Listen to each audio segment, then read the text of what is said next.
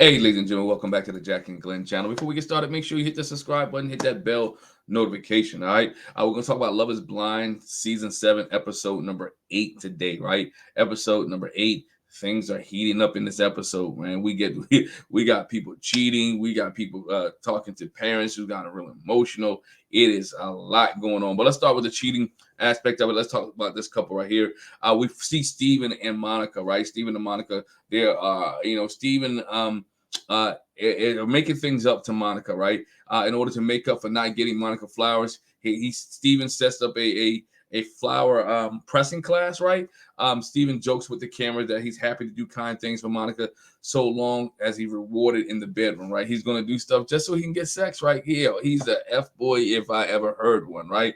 If you never heard, this dude is a tickle. And I said this before in previous episode, right? Or previous reviews, that Steven is out there jesting so he can get his rocks off, right? Some of the conversation that him and Monica have had is weird, right? He's all about sex. This dude talks about sex all the time, but nonetheless, he wanted to get this in the bedroom. After class, Monica shares that her father doesn't want to be filmed for the show, so he won't be there to walk her down the aisle, but it doesn't mean he's not supportive of their relationship. He just don't want to be filmed. We've seen this all the time. I think it's Garrett's mom, Taylor's mom, Taylor's dad who doesn't want to be filmed. A lot of people don't want to be filmed for TV. They don't want people in their private life. They don't want people to see who they are. And I get it, fine. It's each his own. Steven finally begins to relax. He says Steven said he's starting to relax in the relationship, right?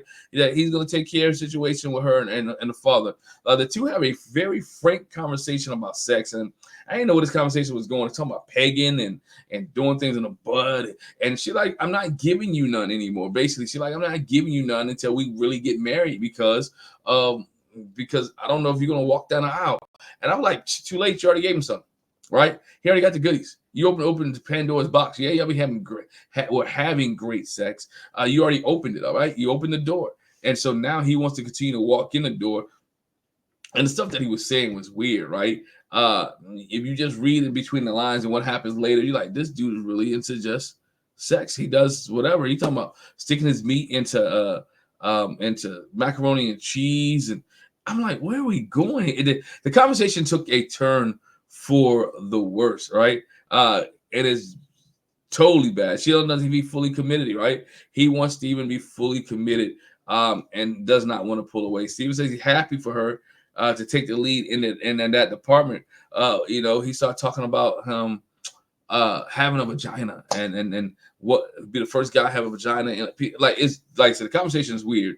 He said he doesn't mind being treated like a hunk of meat, right? Look. Let it go, bruh. Let it go. Right? He said he doesn't mind being treated like a hunk of meat, but again, it's just rough. So we find here, stay with them, right? Eventually, later on, Steven had to go do a sleep study based off of Monica's what she mentioned in her Entertainment Weekly interview. Steven had to get a sleep study.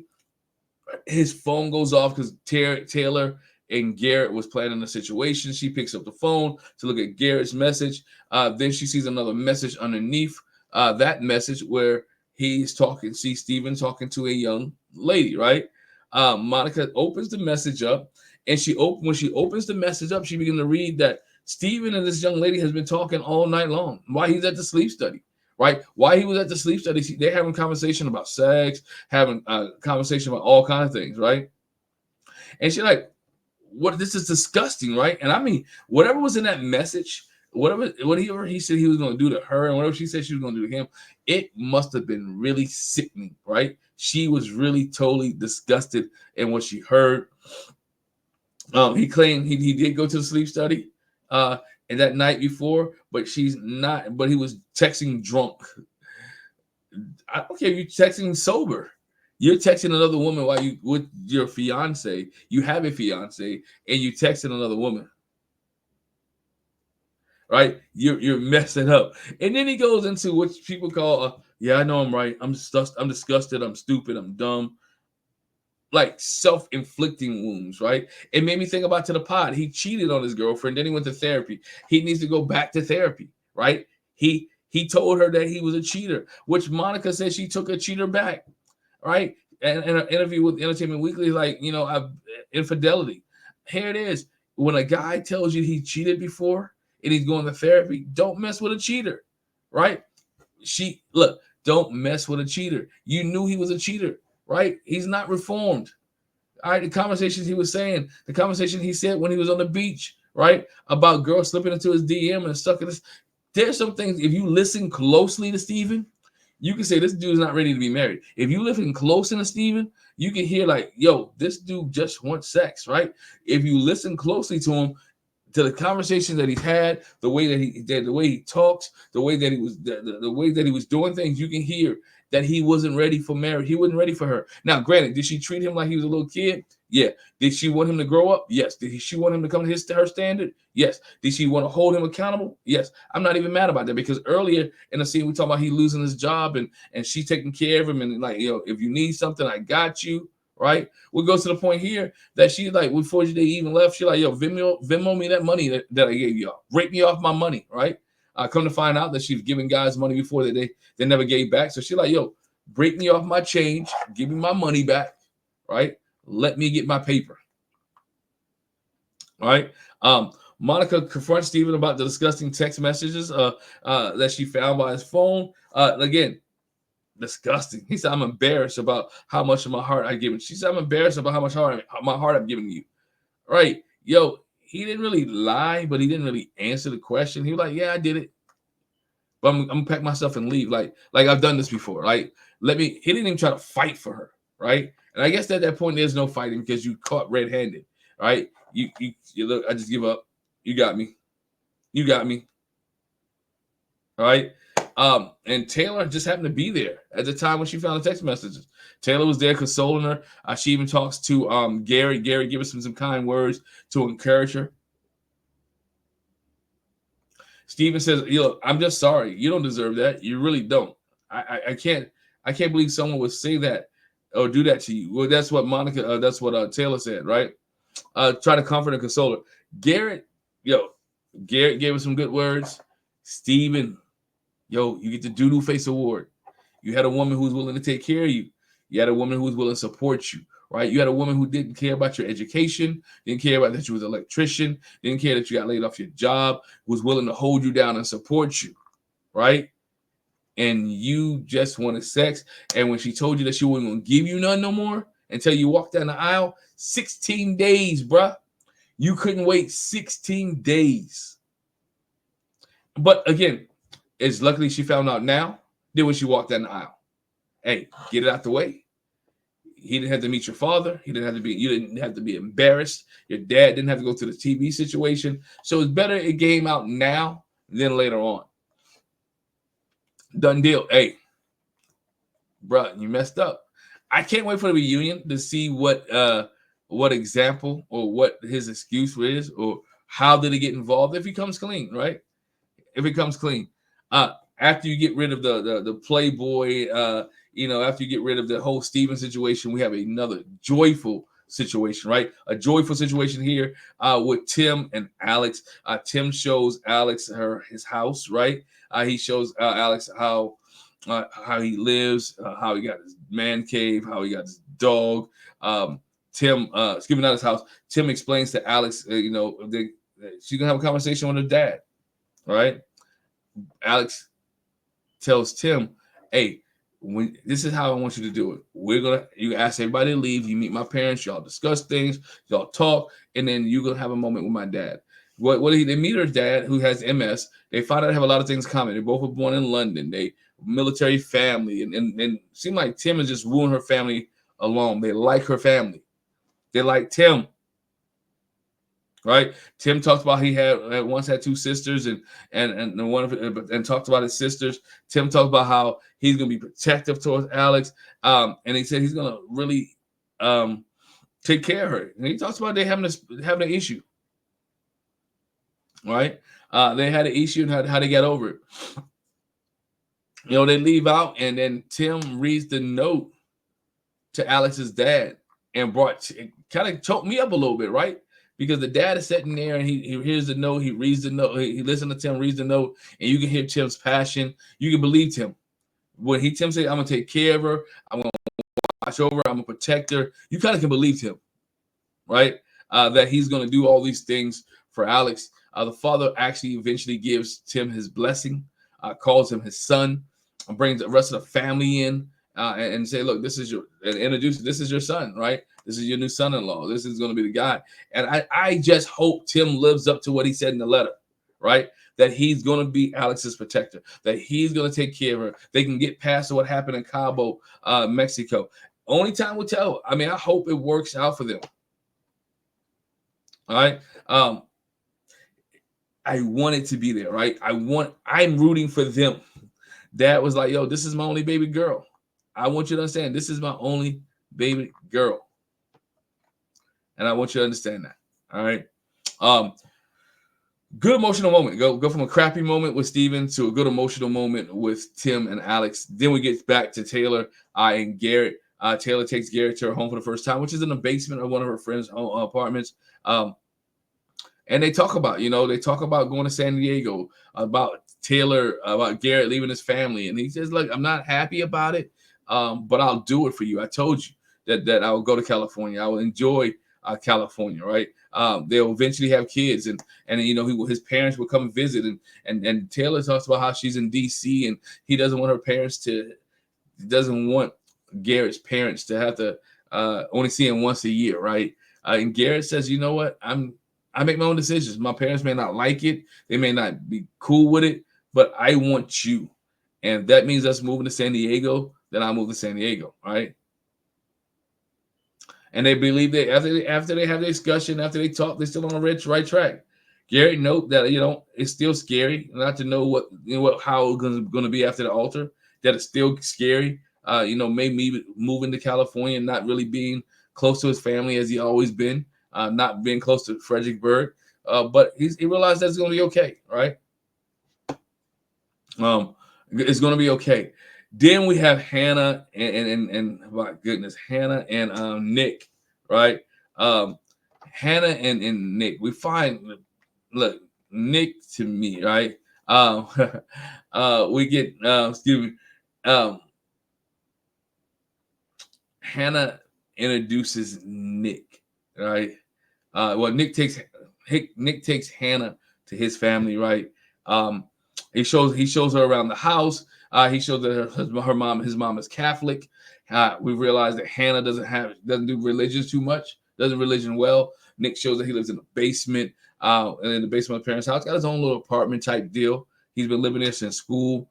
He's kind of clean. And Hannah makes the joke, man. Then your mom probably cleaned this up before you got here, right? Your mom cleaned this up. You didn't really clean this up, which goes into cleanliness, right? After they meet his parents and they talk to his parents, which was okay. Not sure if Nick is ready for this. His parents were pretty cool about the whole situation.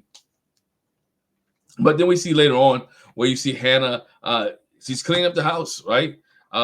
She's a neat freak. She's very intense about cleaning, right? She walks to the house and she sweeps and she's asking Nick, how often do you clean? How often do you take care of things? She want Nick to take out the trash without being asked. She want Nick to wipe things down, want Nick to keep his space clean. Nick said, you know what? It's a little overwhelming. I don't clean like that, but I can be all right. Then she gets into Nick. They have a grown folks conversation, which I was like, dang, bro. You're 28 years old and you don't pay your own phone bill? You're 28 years old and your parents still pay your insurance. You're 28 years old, right? And she's like, I've been 18. I've been doing this on my own. I'm sorry. Some of y'all may get mad. Don't have a 28-year-old not know how to pay bills. Don't have a 28-year-old not knowing how to have their own responsibility having car insurance. Don't have a 28-year-old not taking care of their own stuff. You work, take care of your bills. At this point, you graduated college. You're a college graduate. You should be able to handle your own business, right? He didn't know what a 401k was, didn't know what stocks options are. And I don't expect everybody to know that, but you should at least have a basic knowledge. You may not know how it works. Like, you're not saving any money. What's your saving plan? They had a conversation about money. Well, I'm going to pay my bills. You pay your bills. Duh. Again, when you marry, in my opinion, this is my belief, everything comes together. Right? Your debt becomes my debt. My debt becomes your debt. We're going to pay this bad boy off together. We're going to knock it out. Some people don't believe in that. Each his own. I believe that whatever you come into marriage with, we're together. We're one, right? We're one. If the lights gonna get cut off, they're not gonna get cut off on my side of the house, right?